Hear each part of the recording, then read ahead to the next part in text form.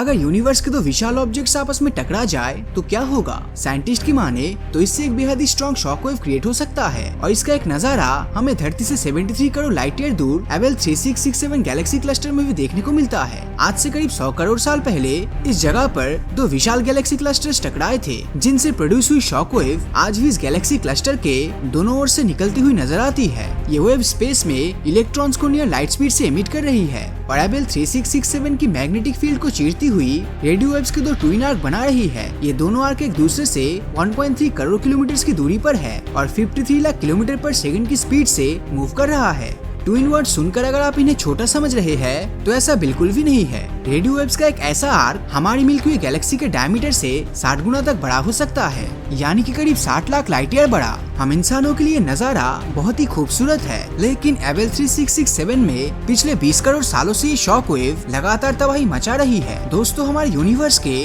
Total mass energy content का 27% dark matter poses करता है। 1930s के दशक में साइंटिस्ट ने ऑब्जर्व किया कि गैलेक्सी का ऑब्जर्व मास वहाँ दिखने वाले मैटर के कंपैरिजन में हमेशा ज्यादा ही होता है। लेकिन आखिर कैसे? इस फेनोमेनन को एक्सप्लेन करने के लिए मैटर के एक हाइपोथेटिकल फॉर्म को इमेजिन किया गया, जिसे हम डार्क मैटर कहते हैं। डार्क मैटर के कारण ही गैलेक्सी तेज स्पीड से रोटेट करने के बावजूद भी स्टेबल बनी रहती है।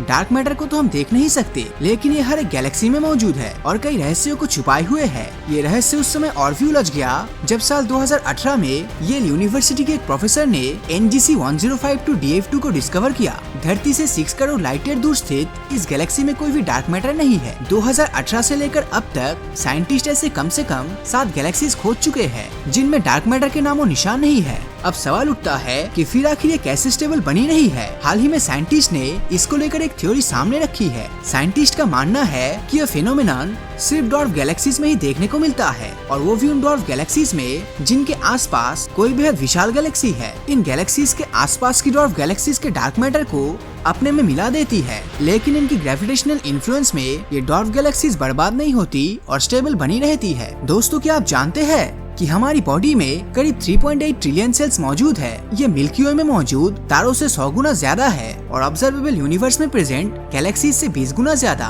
इन शॉर्ट, हमारी बॉडी के अंदर भी एक यूनिवर्स मौजूद है। हमारे यूनिवर्स में हम एलियंस को आज तक नहीं खोज पाए हैं, लेकिन हमारी बॉडी के अंदर 39 ट्रिलियन माइक्रोबियल क्रीचर्स रहते हैं। इनमें से ज्यादातर माइक्रोब्स हमारे पेट के अंदर पाए जाते हैं। हमारी बॉडी में बैक्टीरिया और बैक्टीरियोफेज नाम के वायरस के बीच हमेशा जंग चलती रहती है। अगर इन सभी बातों को सुनकर आप हैरान नहीं हुए हैं, तो जरा हाल ही में आई इस रिपोर्ट को सुनिए। इसके अनुसार हमारी बॉडी में 1,40,000 से भी ज्यादा टाइप्स के बैक्टीरियोफाज पाए जाते हैं और इनमें से ज्यादा तो हमने नेचर में आज तक देखे ही नहीं है। कहने का मतलब ये है कि ये बैक्टीरियोफेजेस सिर्फ और सिर्फ हमारी बॉडी में ही पाए जाते हैं। इस रिसर्च के लिए साइंटिस्ट ने 6 अलग अलग कंटिनेंट के 20 कंट्री से 20,000 से भी ज्यादा सैंपल्स कलेक्ट किए थे। स्टडीज के दौरान सामने आया कि अलग अलग देशों के लोगों के पेट में बैक्टीरियोफेजेस भी अलग अलग टाइप के पाए जाते हैं, यानी कि हम एक दूसरे से काफी अलग होते हैं और इस धरती पर सच में यूनिटी ही डाइवर्सिटी है। दोस्तों, धरती से 25 लाख लाइट ईयर दूर मौजूद एंड्रोमेडा गैलेक्सी हमारी नियरेस्ट गैलेक्सी है। ये गैलेक्सी करीब 113 किलोमीटर पर सेकंड की स्पीड से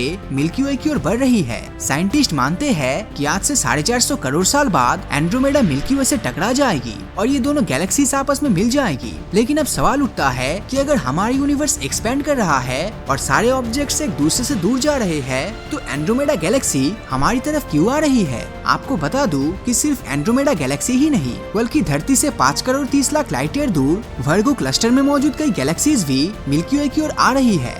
इसमें मेसियर 87, 90 और 98 शामिल है। तो लंबे समय तक रिसर्च करने के बाद साइंटिस्ट को इसके पीछे एक सिंपल सा रीजन मिला है। दरअसल ये गैलेक्सीज ग्रेट एट्रैक्टर नाम के एक अननोन ऑब्जेक्ट को ऑर्बिट कर रही है। इनकी ऑर्बिट के दौरान जब हम धरती पर बैठकर इनको मूव करते हुए देखते हैं, तो कुछ गैलेक्सीज हमें मिल्की वे की ओर बढ़ती हुई नजर आती है और कुछ हमसे दूर जाती हुई दिखाई देती है, लेकिन रियलिटी में वो सिर्फ अपनी ऑर्बिट में ही होती है। आज से कुछ करोड़ साल बाद जब वो अपनी ऑर्बिट में दूसरी तरफ होगी, तो हमें वो मिल्की वे से दूर जाती हुई दिखाई देगी और जो आज दूर जा रही है वो पास आती हुई नजर आएगी। हालांकि एंड्रोमेडा के साथ ऐसा कोई सीन नहीं है। एंड्रोमेडा गैलेक्सी मिल्की वे से काफी करीब है और इन दोनों गैलेक्सीज की म्यूचुअल ग्रेविटी के कारण ये एक दूसरे की ओर बढ़ रही है। इनके बीच का ग्रेविटेशनल फोर्स यूनिवर्स के एक्सपेंशन को बीट कर सकता है और इसीलिए इनका आपस में टकराना निश्चित है। आखिर में बात करते हैं ब्लिट्जर्स की। ये एक हाइपोथेटिकल न्यूट्रॉन स्टार है। साल 2007 में अमेरिकन एस्ट्रोफिजिसिस्ट डनकन लॉरिमर ने एक रेडियो बर्स्ट डिटेक्ट की थी, जिसे फास्ट रेडियो बर्स्ट या FRB नाम दिया गया। FRB ऐसे रेडियो सिग्नल्स होते हैं जो हमें सिर्फ कुछ मिलीसेकंड्स तक ही रिसीव होते हैं, और 2007 के बाद से हमें ऐसे हजारों FRBs रिसीव हो चुकी है। लेकिन ये रेडियो सिग्नल्स आखिर आते कहां से है? हाल ही में कुछ साइंटिस्ट ने दावा किया है कि ब्लिस्टर्स इन मिस्टीरियस FRBs के पीछे का कारण हो सकता है। ब्लिस्टर्स ऐसे न्यूट्रॉन स्टार्स होते हैं जो पल्सर की तरह इनक्रेडिबल स्पीड से रोटेट करते हैं और जिनकी मैग्नेटार्स की तरह स्ट्रॉन्ग मैग्नेटिक फील्ड्स भी होती है।